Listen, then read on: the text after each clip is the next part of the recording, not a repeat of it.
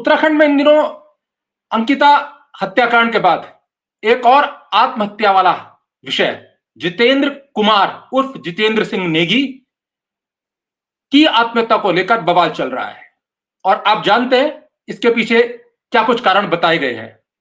लेकिन बड़ा सवाल यह है कि जो जितेंद्र कुमार उर्फ जितेंद्र सिंह नेगी ने बताया आत्महत्या से पहले, उसके आधार पर कुछ जमीनों को लेकर वो सत्ता से जुड़े हुए लोगों के साथ एक टेबल टॉक करता है। उसके बाद सेटलमेंट की डील होती है और उसके लिए पैसों का लेन देन होता है। लोगों से धन ले लेता है, आगे धन दे देता है, सेटलमेंट हो नहीं पाता या फिर सत्ता से जुड़े लोग उस सेटलमेंट से मुकर जाते हैं। लिहाजा पैसा लेने के बाद जितेंद्र कुमार उर्फ जितेंद्र सिंह नेगी को आत्महत्या करनी पड़ती है, वो बाध्य होता है। लेकिन उत्तराखंड में सेटलमेंट का गैंग जो है, ये सेटलमेंट प्रोसेस जो है, ये है क्या? इसको समझने के लिए आशुतोष नेगी से ज्यादा मुफीद व्यक्ति शायद ही कोई और हो, क्योंकि एक कथित सेटलमेंट जिसको काम करने वाले व्यक्ति को अपना वेतन लेने के लिए होटल से सत्ता पक्ष के पास जाना पड़ा, वहां से कुछ मिला नहीं, विपक्ष के पास जाना पड़ा, वहां से कुछ मिला नहीं, ले देते थक हार कर उत्तराखंड क्रांति दल की शरण में जाना पड़ा और उनको उनका वेतन मिल सके इसके लिए भी सेटलमेंट की जरूरत पड़ी। और वेतन दिलाने के लिए गए व्यक्तियों को रंगदार कह के उत्तराखंड की जेलों में डाल दिया गया, जिनमें से एक कथित रंगदार सरकारी दस्तावेजों के अनुसार आशुतोष नेगी हमारे साथ हैं। नेगी जी, आपका बहुत स्वागत है। आपने भी कुछ दिन पहले भुगता, क्योंकि आप किसी को तनख्वाह दिलाने गए और आपको कहा गया रंगदार, आप रंगदारी लेने गए। और यहां एक व्यक्ति ने जो पौड़ी जनपद का है, आप ही के जनपद का, उसने आत्महत्या कर दी क्योंकि उसके उस धन का जो वो लोगों से उठा चुका था और दे नहीं पाया था और उसका सेटलमेंट नहीं करा पाया था, काम नहीं करा पाया था सत्ता पक्ष को पैसा देने के बाद। अब सेटलमेंट ना होने पर उसको आत्महत्या करनी पड़ी। लेकिन ये सेटलमेंट की कहानी आखिर है क्या? क्योंकि आपने किसी को वेतन दिलाने की जो मुहिम शुरू की थी, वहां से लेकर इसकी परतें और खुलती जा रही हैं, बहुत गहरी होती जा रही हैं। जी आशुतोष भाई। जी राजीव भाई, धन्यवाद। आपका एक बहुत गंभीर विषय आपने उठाया है। और जितेंद्र कुमार जो ये युवक है 32 साल का, मतलब अभी है नहीं दुनिया में। जितेंद्र कुमार 32 साल का जो युवक था, वो पौड़ी विधानसभा के अंतर्गत एक तलसारी गांव है, वहां का रहने वाला था। गरीब घर का ये लड़का था और अनुसूचित जाति से बिलोंग करता है। ये जितेंद्र सिंह नेगी करके इसको गलत तरीके से मीडिया में प्रचारित किया जा रहा है। ये लड़का अनुसूचित जाति का है और अनुसूचित जाति का था और बहुत ही गरीब परिवार से ये आता है। और देखिए, हर एक युवा जो होता है उसकी उसको एक रास्ता शॉर्टकट चाहिए होता है कि कहीं से युवावस्था में वो जल्दी से बहुत सारा पैसा कमा ले, जिससे कि उसकी लाइफ सेटल हो जाए और उसके माता पिता के जो सपने हैं वो साकार हो जाएं। नौकरियां, सरकारी नौकरियां पहाड़ में है नहीं। प्राइवेट सेक्टर को लेकर आप देख रहे हैं कि कोई इंडस्ट्री या कोई उस तरह का रोजगार पहाड़ों में है नहीं। तो उसके बाद पहाड़ के युवा जो है वो राजनीतिक गलियारों में रोजगार तलाशते हैं। राजनीतिक गलियारों में जो विधायक होते हैं या आसपास जो उन्हें लगता है कि ये रसूख वाला नेता है, उसके निकट जाने का वो प्रयास करते हैं कि वहीं वहीं से कहीं उन्हें कोई ठेका मिल जाए, कुछ रोजगार का कुछ अवसर मिल जाए। तो वो राजनीति के जो कथित, मैं कहूंगा कि ठेकेदार, राजनीति के कथित ठेकेदार हैं, जिन्हें हम विधायक कहते हैं आमतौर पे, वो राजनीति के कथित ठेकेदार मैं उन्हें कहता हूँ। वो ठेकेदारी ही करवाते हैं पहाड़ में और इसके अलावा वो कुछ करते नहीं है और एक तरह से ठेकेदारों के सरगना होते हैं वो। तो उनसे वो नजदीकी बनाते हैं कि उनको कहीं ना कहीं रोजगार मिलेगा, कोई विधायक निधि का ठेका मिलेगा। अब ये जो पौड़ी विधानसभा है, इसका तो हासिल आप देख ही रहे हैं कि इसका तो कुछ सुनने वाला है नहीं। तो ये युवा, इसको लगा होगा कि अगर ये देहरादून की तरफ आएगा तो संभवतः यहाँ इसको रोजगार के बेहतर चांसेस यहाँ पे मिल सकते हैं। तो ये कुछ साल पहले भानियावाला में ये आके वहां पे रहने लगा और जो ये हिमांशु चमोली जो व्यक्ति है, ये भी उत्तराखंड में नहीं रहता था, ये मध्य प्रदेश में रहता था। और जब मुख्यमंत्री धामी यहाँ पे बने, तो उस दौरान भाजपा का कोई बड़ा नेता, बताया जा रहा है कि वो मध्य प्रदेश का कोई भाजपा का बड़ा नेता है, उसने हिमांशु चमोली को एक तरह से प्लांट किया यहाँ पे वसूली के लिए, कि वो उनका गुर्गा होगा और उस गुर्गे के माध्यम से यहाँ पे जो अवैध कब्जों का कारोबार है, जमीनों पर कब्जा करना है और फिर उन लोगों को प्रताड़ित करके उनसे पैसे की वसूली करनी है, और जहां कोई मानता नहीं है उसको फिर सत्ता पक्ष का धमक दिखा, इसके लिए जी जी हिमांशु चमोली मध्य प्रदेश के किसी भाजपा के बड़े नेता का गुर्गा बन के भानियावाला में आया और इसने वहां से अपना जो है वसूली का धंधा वहां से शुरू किया। निश्चित तौर पे ये वसूली मध्य प्रदेश भी पहुंच रही होगी और मुख्यमंत्री कार्यालय भी पहुंच रही होगी, क्योंकि ये व्यक्ति जो है भाजपा का जो बड़ा नेता है, उसके मुख्यमंत्री धामी के साथ बहुत ही मधुर संबंध है। तो निश्चित तौर पे उस बड़े नेता ने मुख्यमंत्री धामी को कहा होगा कि इस गुर्गे को काम करने दिया जाए। मतलब काम आप समझ ही रहे हैं कि यहाँ पे जो जमीनों का अवैध कारोबार है उसको करने दिया जाए, और इसका लाभ हमारे पास भी पहुंचेगा और आपको भी पहुंचेगा। जी जी। तो अब जो अब जो आप कह रहे हैं कि सीएम सीएम के साथ उसकी बहुत सारी तस्वीरें मंचों से लेकर विभिन्न सार्वजनिक समारोह स्थलों तक दिखाई दे रही है। जेपी नड्डा के साथ उसकी तस्वीरें हैं, एमपी के उन नेताओं के साथ तस्वीरें जो हम दिखा भी रहे हैं, रक्षा मंत्री के साथ हैं, गृह मंत्री के साथ हैं। क्या इसके साथ साथ जो वो अपने बयान में मृतक आत्महत्या से पूर्व कह रहा है कि मुख्यमंत्री के ओएसडी के नाम पर वसूली की जाती थी, अब सीएम कार्यालय या जो सूचना विभाग है उसके माध्यम से जो प्रचारित हो रहा है कि सीएम के यहां हिमांशु चमोली नाम का कोई भी ओएसडी विशेष कार्य अधिकारी के पद पर किसी व्यक्ति की तैनाती नहीं हुई। लेकिन जो मैं समझ रहा हूं या जो बहुत सारे दर्शक समझ रहे हैं, वो ये कह रहा है कि सीएम के ओएसडी के नाम पर, मतलब जहां तक वो कह रहा है या पुलिस की तफ्तीश होनी चाहिए थी या होनी चाहिए, वो मुख्यमंत्री का ऐसा कौन सा ओएसडी है जिसके नाम पर अमुक व्यक्ति, आरोपी व्यक्ति हिमांशु चमोली वसूली करता था। तो नेटवर्क आपने कहा मध्य प्रदेश नेटवर्क में स्वयं मृतक कह रहा है सीएम के कोई ओएसडी, और इन दोनों के नेटवर्क के साथ साथ क्योंकि इनके सीधे लिंक दिल्ली से जुड़े हैं और आप ये भी कह रहे हैं कि सीएम के बहुत नजदीक है, और मध्य प्रदेश के लोगों ने ही उत्तराखंड का मुखिया, उत्तराखंड में टिकट, उत्तराखंड में कांग्रेस के बागी बीजेपी में कैसे आएंगे, ये सारा सेटलमेंट किया था। इसमें एमपी के ही उन नेताओं की सबसे प्रमुख भूमिका रही है।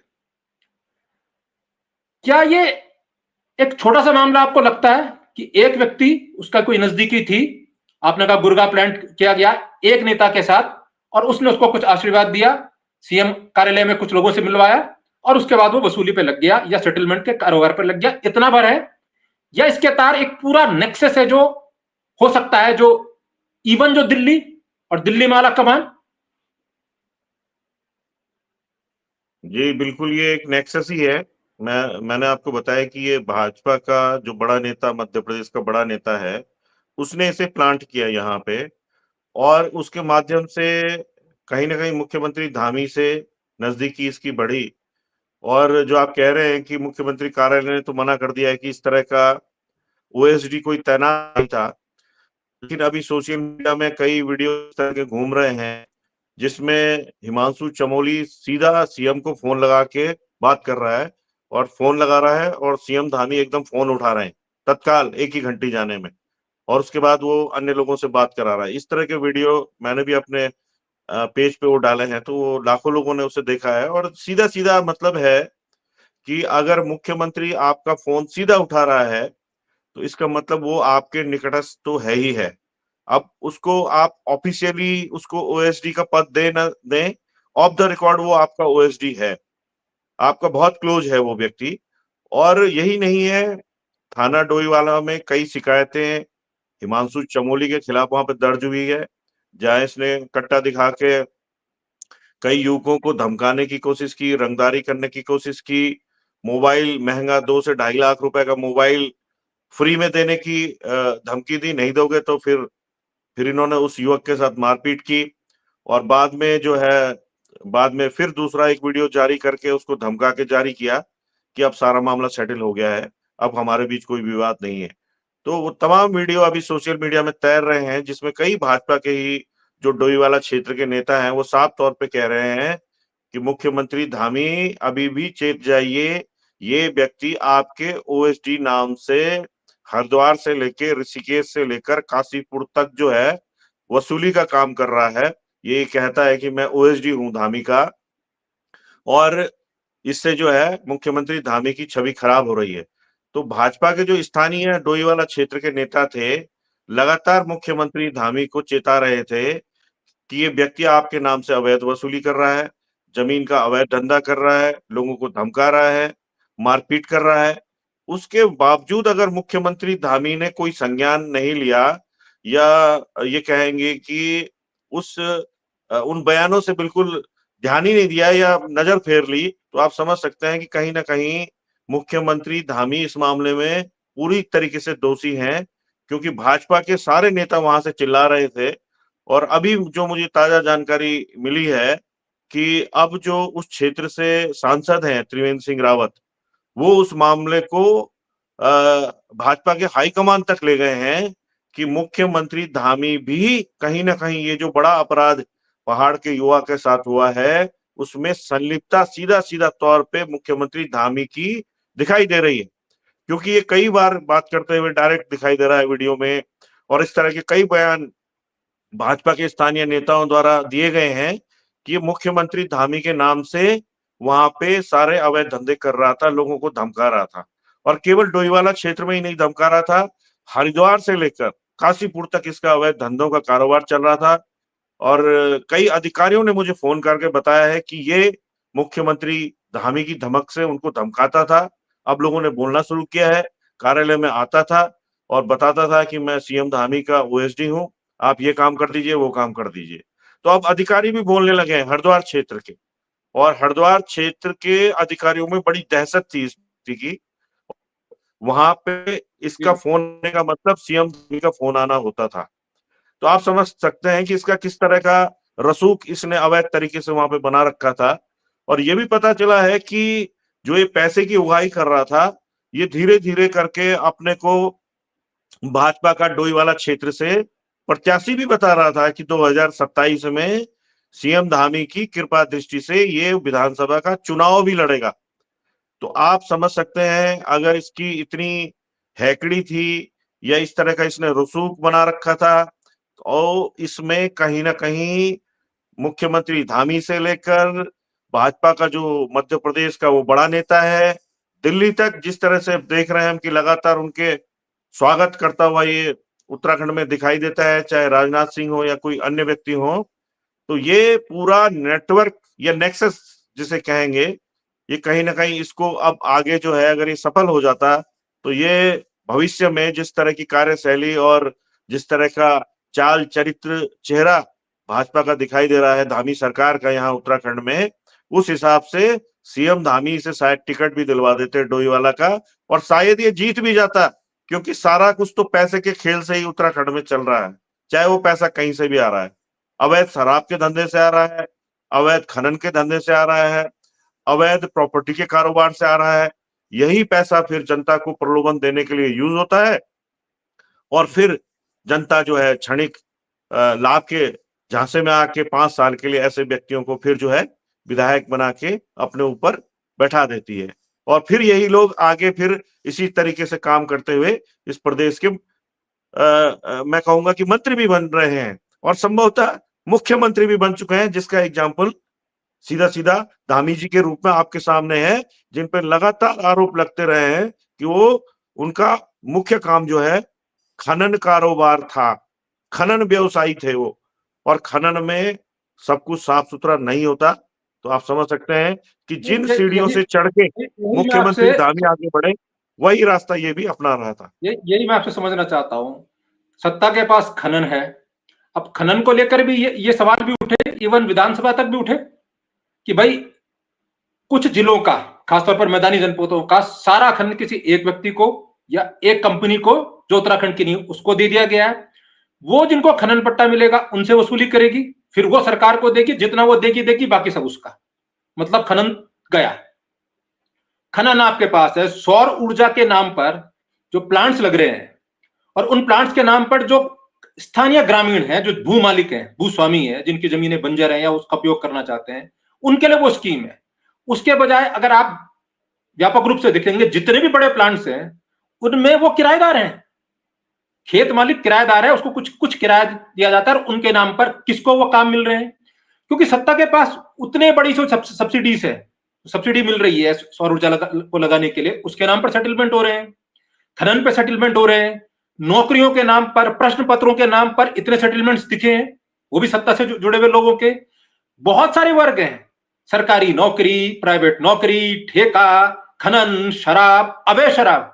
अब क्योंकि उत्तराखंड में रेट इतने अधिक हैं, तो टैक्सेस सरकार के इतने अधिक बढ़ाए हुए हैं कि उसके कंपैरिजन में हिमाचल से आने वाली शराब, एक नंबर की शराब जो कोई खरीद के भी लाए, हरियाणा से आने वाली शराब, चंडीगढ़ से आने वाली शराब, दिल्ली से आने वाली शराब बेहद सस्ती पड़ती है।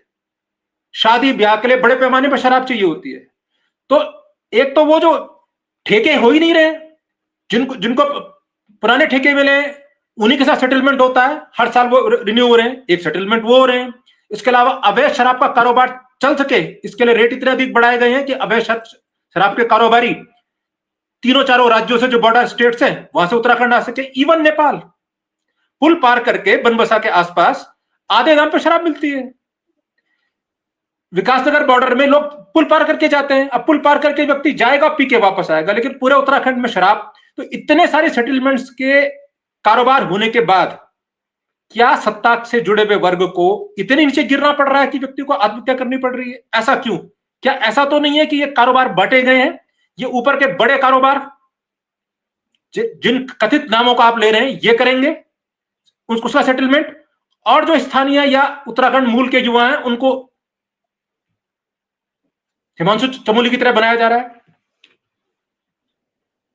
देखिए, सेटलमेंट की जहां तक बात है, मुख्यमंत्री कार्यालय पर भी खुद आरोप यहाँ पे लगते रहे हैं, और शराब का उत्तराखंड में ठेका किसी पर्टिकुलर कंपनी को देने को लेकर मुख्यमंत्री कार्यालय द्वारा पैसे की, मोटे पैसे की डिमांड किया जाना, ये हमारे पास भी इस तरह के लोगों के फोन कॉल आए हैं, शराब कारोबारियों के, कि इस मुद्दे को उठाइए।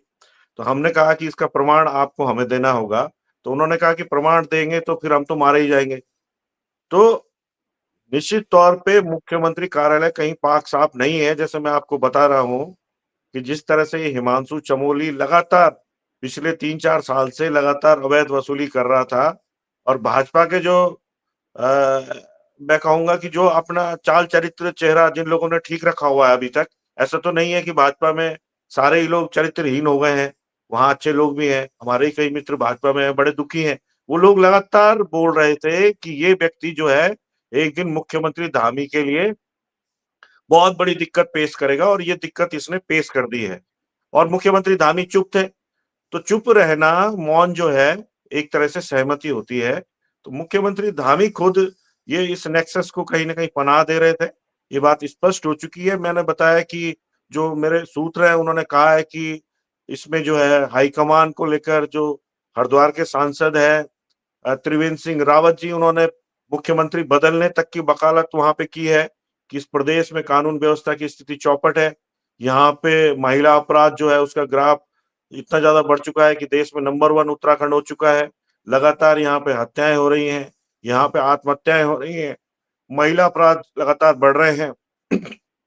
जमीनों को कब्जे को लेकर डीजीपी को पत्र लिख रहा है एक सांसद। मुख्यमंत्री त्रिवेंद्र सिंह का एक पत्र सोशल मीडिया में तैर रहा जी जी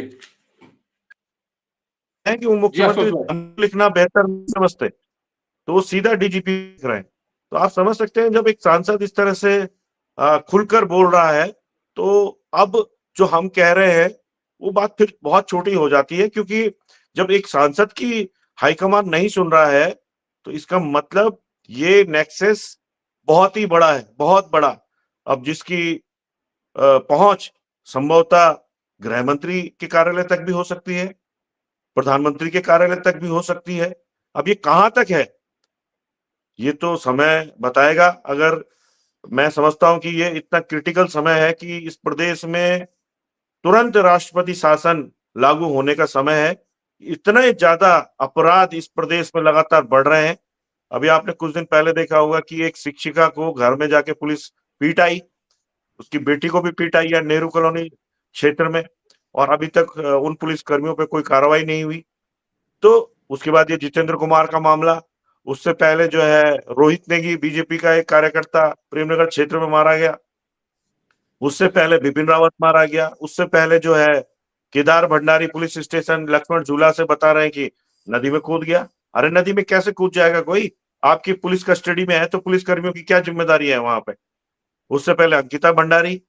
मैं राजीव अच्छा, भाई अभी एक दर्जन से ज्यादा इस कड़ी मामला में है। रवि इस बड़ोला कड़ी में यहाँ, रवि बड़ोला डोभाल इस चौक पे कड़ी उसे में गोली मारी गई। आशुतोष भाई अनिल राणा भी हमारे सहयोगी हमारे साथ जुड़ गए हैं। आशुतोष भाई, इस कड़ी में एक नाम और शायद आप जोड़ना भूल गए, जो तीरथ सिंह रावत, पूर्व मुख्यमंत्री, पूर्व सांसद, पूर्व मंत्री के भांजे हैं। अब वो भी कह रहे हैं, जिनका मामा मुख्यमंत्री रहा हो ठीक इनसे पहले, वो भी कह रहा है कि मरने के अलावा मेरे पास भी विकल्प क्या है। और 1 साल से तो पुलिस उनकी प्राथमिकियों को दर्ज ही नहीं कर रही है। बीजेपी में रह के एक उनके मामा के पूर्व मुख्यमंत्री होने के बावजूद क्या बीजेपी में भी की जो छाया है वो सिर्फ कुछ लोगों तक पड़ रही है, वो भी पीड़ित है। राजीव भाई निश्चित तौर पे जब यहाँ मुख्यमंत्री बनता है तो फिर वो अपने गुट के लोगों को वो प्रमोट करता है, चाहे वो ठेकेदारी में हो, चाहे वो खनन कारोबार में हो, चाहे शराब कारोबार हो, जहां से भी पैसे की वसूली हो सकती है अवैध तरीके से। मैंने तो यही देखा है, यही अनुभव किया है कि इन लोगों का चाल चरित्र चेहरा यही है। और ये लोग ऐसे लोगों को ही प्रमोट करते हैं जो ज्यादा से ज्यादा पैसे की उगाही कर सके, क्योंकि वो पैसा इनको चुनाव में चाहिए होता है। कई विधायकों ने तो मेरे मुंह के सामने सीधा सीधा बोला है कि नेगी जी अब चुनाव दूसरे किस्म के हो गए हैं, अब जो है पैसा सबसे ज्यादा इंपॉर्टेंट है। अगर आपके पास 8-10 करोड़ रुपया है तब विधानसभा चुनाव लड़ने की सोचो, नहीं तो कोई फायदा नहीं है, क्योंकि इतना पैसा बांट दिया जाएगा, इतना शराब बांट दी जाएगी कि आप जो अनिल राणा है।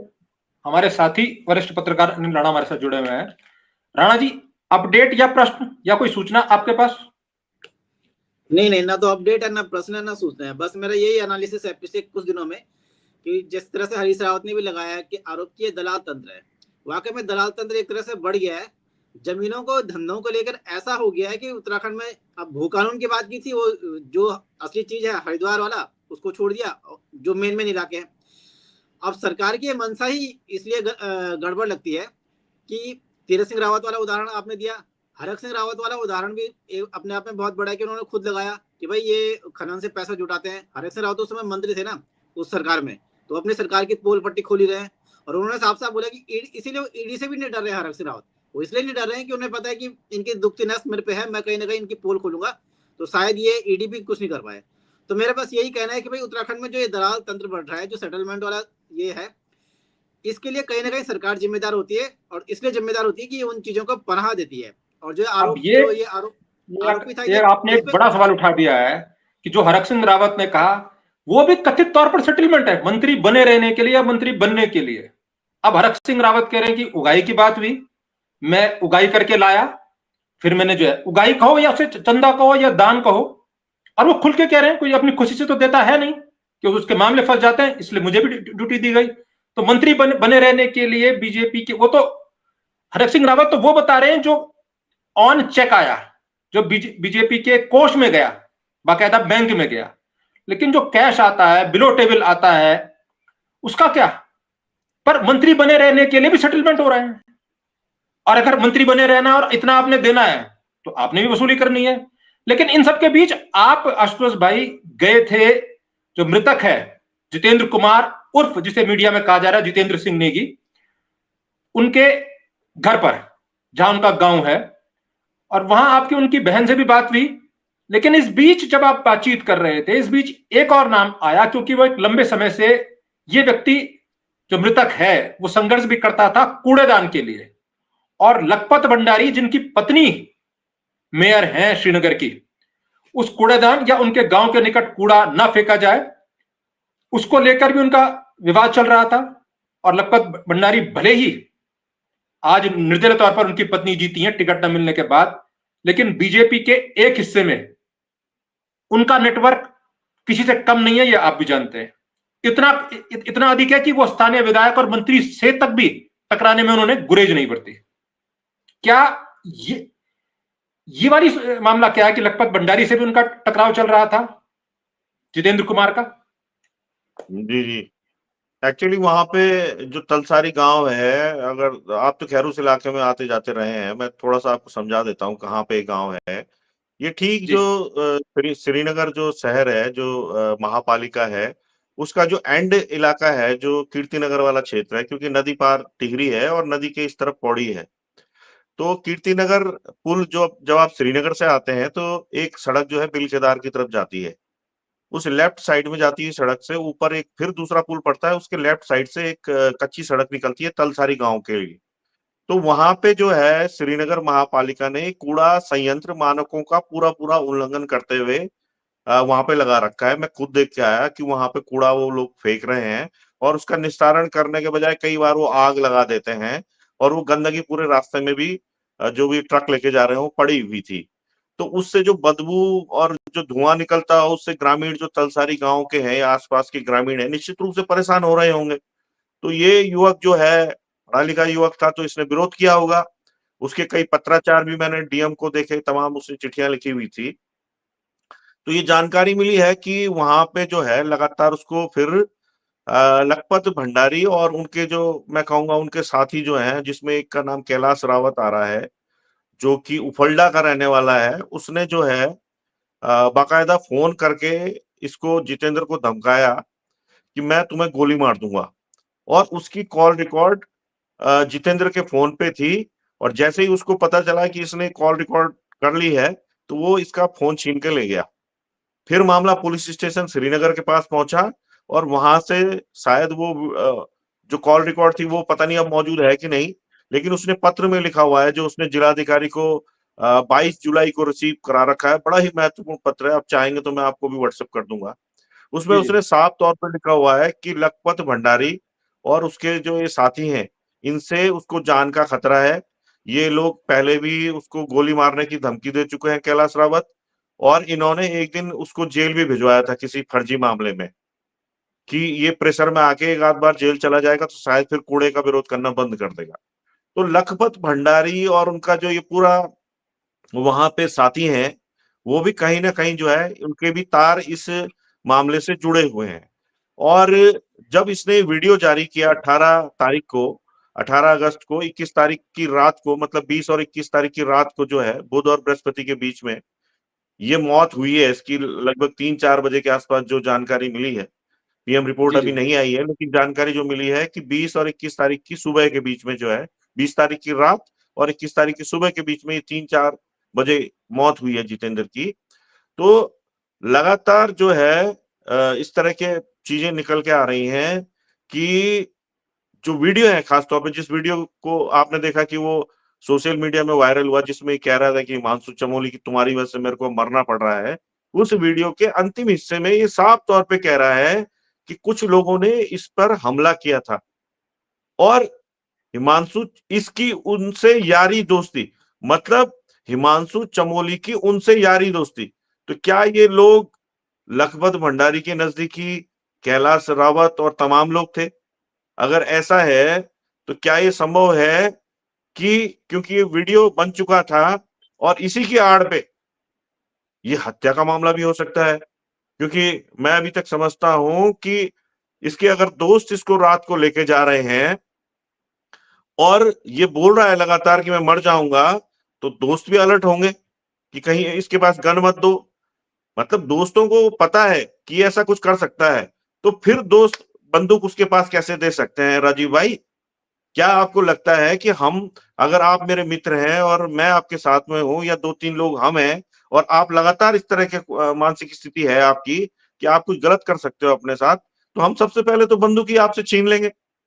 तो वो कैसे मित्र थे जिन्होंने इससे जितेंद्र से बंदूक नहीं ली, और बंदूक नहीं ली और उसने गोली मार दी और उसके बाद वो वीडियो रात को अपलोड हो गया। तो कहीं ऐसा तो नहीं है कि इस वीडियो का प्रयोग कर लिया गया हो कि भाई ये तो मरने की आत्महत्या की बात ही कर रहा है, इसको गोली मार दो। और गोली और मारने वाले हो सकता है उस बंदूक जंगल में रात को आए हो, कोई बंदूक भी रात तो को कोई अरेंज की जंगल गई में ना। आए हो। वो जी, छोटी पिस्टल तो है नहीं कि जेब में दिखेगी नहीं, या कट्टा नहीं है कि पता नहीं चला किसी को मैंने कट्टा निकाला और मार दिया। वो तो मैं अरेंज की वही गई है, राजीव भाई, किसी मैं वही आपको, पैरामिलिट्री से रिटायर्ड व्यक्ति के नाम पर वो बंदूक है, इतनी बड़ी बंदूक है, उसको अरेंज किया गया जो लगातार दिख रही है, और आप शिकार पे जा रहे हैं।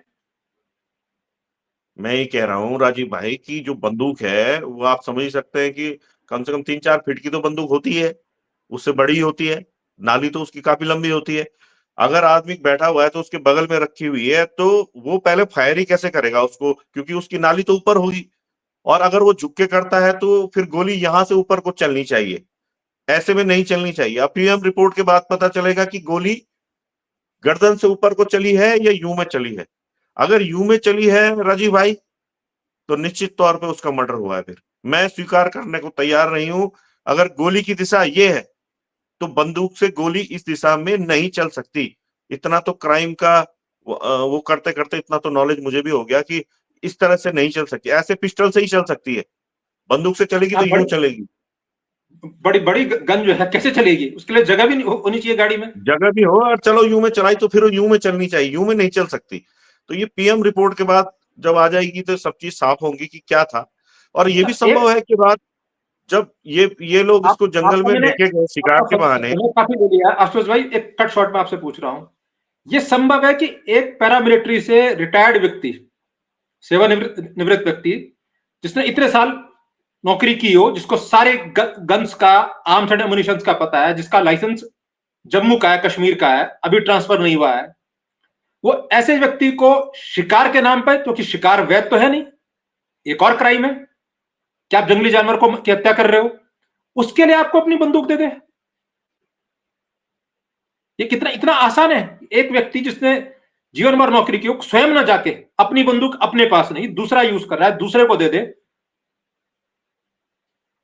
बिल्कुल ये बात जायज नहीं लगती, और इतनी समझदारी तो उस व्यक्ति के अंदर होगी होगी कि ये तो अपराध करने के लिए ले रहा है बंदूक, क्योंकि शिकार खुद में एक अपराध है।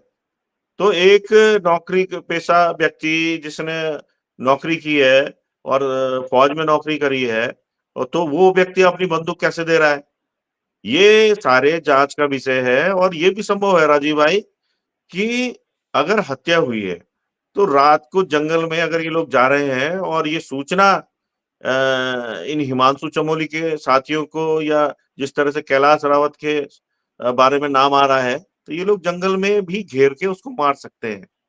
और सबसे जो मुझे डाउटफुल लगा कि जब हमने वीडियो फुटेज उस कार की देखी, तो उससे जो ब्लड के स्टेन से लगभग साफ कर दिए गए थे, जिसमें पुलिस वो वीडियो दिखा रही है, तो उससे पहले उसमें जो खून के वो है वो किसने वॉश आउट किए? क्या वो जो साथ में दोस्त थे उन्होंने खून भी धुल दिया? और खून धुलने की उनको क्या आवश्यकता पड़ी? क्या ये साक्ष्य मिटाना नहीं है? अगर वो बिल्कुल पाक साफ है तो उसको एज इट इज स्थिति में पुलिस को बुला के, जो भी स्थिति है तुरंत बुलाना चाहिए था। बॉडी उठा के वहां से लाना खुद में संदेह पैदा करता है कि पुलिस को फोन न करते हुए आप वहां से पुलिस की अनुपस्थिति में बॉडी उठा लेते हैं। क्या आपको बिल्कुल नॉर्मल लग रही है चीजें? अगर हत्या नहीं है, आत्महत्या है, तो आप उसकी बॉडी को एज इट इज रखना चाहिए आपको, और आपको पुलिस को बुलाना चाहिए कि ऐसी यहाँ पे घटना हो गई। लेकिन बॉडी को वहां से उठा लिया गया और कार को साफ कर लिया गया और बॉडी को 4 बजे सुबह घर ले आए। तो क्या ये साक्ष्य मिटाना नहीं है? मैं समझता हूं कि जो 2 व्यक्ति साथ में थे, भगवान सिंह और सौरभ खंडूड़ी उनका नाम बताया जा रहा है, कहने को तो वो दोस्त हैं, लेकिन ये सवालिया निशान उनके ऊपर भी है कि उन्होंने जो भी स्थिति थी उसके चलिए, साथ छेड़खानी करने की उनको क्या आवश्यकता थी? आपसे आपसे चर्चा करते रहेंगे, लेकिन चलते चलते एक अंतिम सवाल, क्या आप जांच की दिशा से संतुष्ट हैं? मसलन 2 एफआईआर, एक विषय, मसलन आत्महत्या के लिए उकसाने का मुकदमा एक व्यक्ति पर, हिमांशु चमोली, उसके साथ 2 4 5 लोगों की और गिरफ्तारी। क्या यही यही जांच की हुआ है, या हिमांशु चमोली इतने बड़े बड़े सौदे या इतने बड़े बड़े भरोसे, और आप कह रहे हैं उसके बाद भी बहुत सारे वीडियो हैं, किसी बुजुर्ग का वीडियो भी है यहाँ जिसकी जमीन पे कब्जे की बात हो रही है, किसी लड़के की बात भी हो रही है कि उससे कहा जा रहा है कि मोबाइल दे अपना 2 लाख का, नहीं तो तेरा क्या कुछ हो जाएगा, और अगर दे देगा तो तेरे सारे काम पुलिस से लेके हम कराएंगे। क्या जांच की दिशा में, जैसे अंकिता वाले मामले में कॉस्ट उन 3 लोगों ने उसको चीला नदी में या बैराज में क्यों फेंका, वीआईपी, क्या इसमें एक नहीं बहुत सारे वीआईपी हैं, या दिशा उस दिशा में भी जाना चाहिए? आखिर हिमांशु चमोली किसके नाम पर लोगों से सेटलमेंट की बात करता था और सेटलमेंट के नाम पर पैसे लेता था? अंत में चलते चलते या प्रश्न देखिए, अभी जो उसकी मृतक जितेंद्र की बहन है वो लगातार मुझे बताती है चीजों को, और उसका ये कहना है कि कोई वर्मा नाम का कोई एक युवक था जो कि ये सारा पैसा इकट्ठा करता था, तो अभी तक उसकी गिरफ्तारी नहीं हुई है। उसका उनका कहना है कि 4 से 5 लोगों के नाम उन्होंने पुलिस को दिए हैं, जिनकी अगर ढंग से पड़ताल की जाएगी तो वो बहुत कुछ सच बताएंगे। नंबर 2 बात, जिन फोनों को जितेंद्र कह रहा था कि उसने पैसा देके फोन दिलवाए हैं, और वो हिमांशु चमोली के पास, उसकी बीबी के पास, उसके रिश्तेदारों के पास हैं, वो फोन जब्त हुए हैं कि नहीं हुए हैं। वो मर्सिडीज कार जिसका वो वीडियो में जिक्र कर रहा है कि वो मर्सिडीज कार जो है उसने कैश पैसा देके जो है 35 लाख के आसपास जो है उससे ये कार भी ली गई है। तो ये सारी चीजें जब्त होनी चाहिए, उन लोगों से जांच होनी चाहिए जिनके पास ये मोबाइल है, जिनके पास ये मर्सिडीज कार है। और उसके अलावा जो ये जो इसके साथ जो 2 लड़के थे, सौरभ खंडूड़ी और भगवान सिंह, इनसे भी कड़ी पूछताछ किए जाने की आवश्यकता है। मुझे लगता है कि पुलिस ने जो विवेचना की है, इनके बयान तो दर्ज करा लिए, बयान जो है कोर्ट में भी दर्ज करा दिए, लेकिन क्या इनसे पड़ताल की गई और इनसे कड़े सवाल पूछे गए कि आपको क्या आवश्यकता थी कि आपने पुलिस के आने से पहले ही जो है वहां पे बॉडी वहां से उठा ली, आखिरकार उठाई तो क्यों? और आप अगर वो बंदूक लेके चल रहा था, आपने बचाने का प्रयास क्यों नहीं किया? या आपने जो है ऐसी घटना होने के बाद तत्काल पुलिस को फोन क्यों नहीं किया?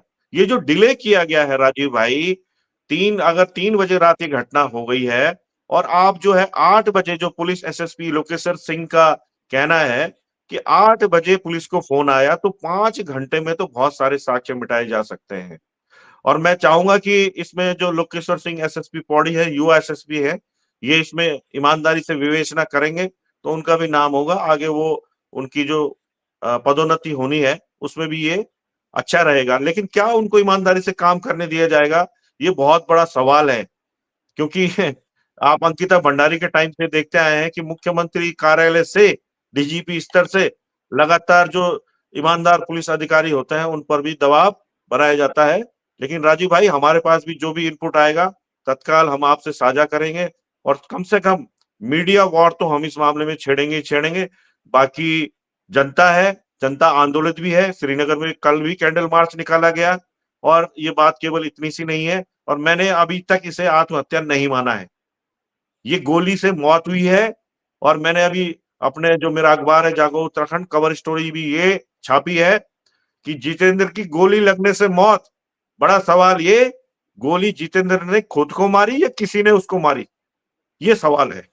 और हम इसकी पड़ताल जारी रखेंगे और उसे न्याय दिलाने का पूरा प्रयास करेंगे। चलिए, बहुत शुक्रिया, आपने हमसे बातचीत की आशुतोष नेगी जी, और बहुत सारे सवाल भी छोड़ गए आशुतोष नेगी जी। क्या यह हत्या थी या आत्महत्या थी? आत्महत्या के लिए उकसाया गया था या प्री प्लान्ड मर्डर था?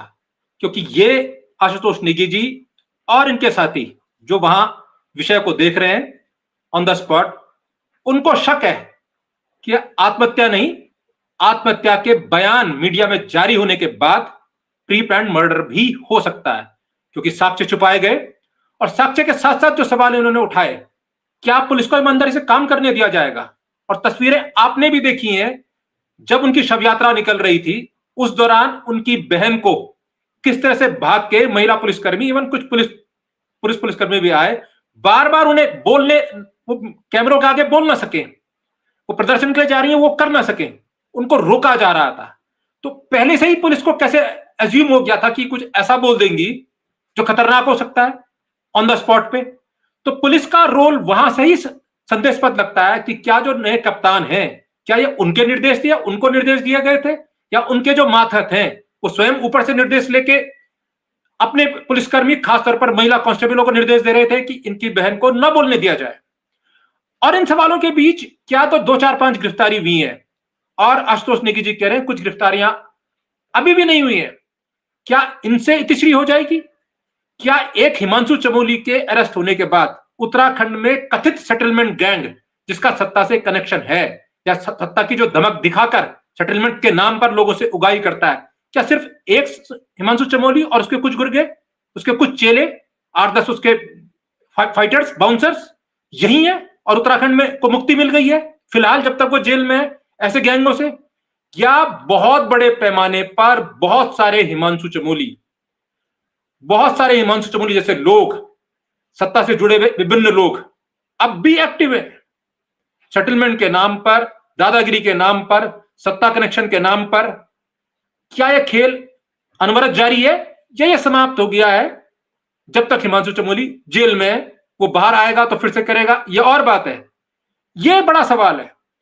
और यदि हिमांशु चमोली का कोई आका है, जैसा आशुतोष नेगी जी कह रहे हैं, बीट मध्य प्रदेश, बीट दिल्ली, वो नागपुर हो, आरएसएस भवन हो, वहां से जुड़े हुए सूत्र हो, दिल्ली बीजेपी मुख्यालय हो, मध्य प्रदेश के लोग हो, बीजेपी के प्रभारी हो, मुख्यमंत्री कार्यालय हो, या वो वीआईपी जिन पर कई सारे एलिगेशन है, इवन अंकिता भंडारी हत्या कांड में, वो जो आज भी देहरादून में है, उनके तार एक हिमांशु चमोली के जाने के बाद, या एक अंकिता भंडारी के उन 3 मर्डरिस्ट जो आज इनको सजा मिल चुकी है, उनके अंदर होने के बाद, क्या ये डीएक्टिवेट हो गए हैं, ये एक्टिव नहीं है? तो क्या ये और हिमांशु चमोली पैदा कर नहीं सकते हैं? और क्या जांच की दिशा उस दिशा में जानी चाहिए, नहीं जानी चाहिए कि जो जड़ है, जो कई सारे हिमांशु चमोली, कई सारे वो लोग जो वनंतरा रिजॉर्ट के मालिक थे, उनको पैदा करके सब कुछ करवा रहे हैं, क्या उन तक भी जांच जाएगी? बहुत शुक्रिया आपका आशुतोष भाई, फिलहाल हमें दीजिए इजाजत। नमस्कार। राजीव भाई, एक चीज मुझे याद आ गई, मैं चाहता हूं कि अगला डिस्कशन इस बिंदु पर हो, बहुत ही महत्वपूर्ण है। जो भाजपा का बड़ा नेता है उसका नाम है कैलाश विजयवर्गीय, मध्य प्रदेश का, और ये बताया जा रहा है, मुझे इस बारे में इनपुट मिला है कि ये कैलाश विजयवर्गीय का जो दामाद है उसका ड्राइवर है हिमांशु चमोली, और ये मतलब सीधा सीधा दामाद का ड्राइवर है, लेकिन कैलाश विजयवर्गीय के दामाद के रूप में भी प्रचारित किया जाता है। तो अब आगे का अन्वेषण आपने भी करना है, मुझे भी करना है, और तमाम जनता ने भी करना है। इस बिंदु के साथ जो है, मैं इसको फिर और बड़े स्तर पर चाहता हूं कि इसका अन्वेषण किया जाए। बिल्कुल बड़े स्तर पर अन्वेषण करके इसके और पहलुओं को भी लाने की कोशिश करेंगे। सरिता सरस्वती देवी जी हैं, वो संघर्ष कर रही है श्रीनगर में, उनसे भी बात करेंगे, और मध्य प्रदेश में कनेक्शन कहां कहां हो सकते हैं। और जो एक नया एंगल दिया है कि कैलाश विजयवर्गीय के दामाद का ड्राइवर था, और ड्राइवर होने के बाद जो भी कनेक्शन बने, राजदार अक्सर आप जानते हैं, ऐसे तमाम लोगों के ड्राइवर सबसे बड़े राजदार होते हैं। गनर सरकारी आदमी होता है, कभी रहता है कभी नहीं रहता, लेकिन ड्राइवर तो रहता ही रहता है, क्योंकि उसी के साथ ये लोग जाते हैं। तो सबसे बड़ा जो राजदार होता है, उसी को क्या प्लांट किया गया था, और क्या वो राजदार हिमांशु चमोली था, जिसको अब रंगदार, सरकारी भाषा में हो या ना हो, लेकिन सेटलमेंट बास तो है ही, क्योंकि सेटलमेंट करवा रहा था, इसके रूप में स्थापित किया गया। जी अनिल। नहीं, बस मैं दर्शकों को ये बताना चाहूंगा कि जो ये आप गुल्लक चैनल देखते थे, उसका नाम हमने बदल दिया है, न्यूज ट्रायल कर दिया है। कुछ तकनीकी खामी थी, उसके कारण बदलना पड़ा। तो अब दर्शक न्यूज ट्रायल नाम से सर्च करें और कोशिश करें कि इसको उसी तरह प्यार दें जैसे गुल्लक को दिया। बस ये कहना है अभी। चलिए, गुल्लक का नया संस्करण है न्यूज ट्रायल, और गुल्लक ही अब न्यूज ट्रायल है नए नाम से आपके बीच। फिलहाल आप सबका शुक्रिया, दीजिए इजाजत। नमस्कार। नमस्कार।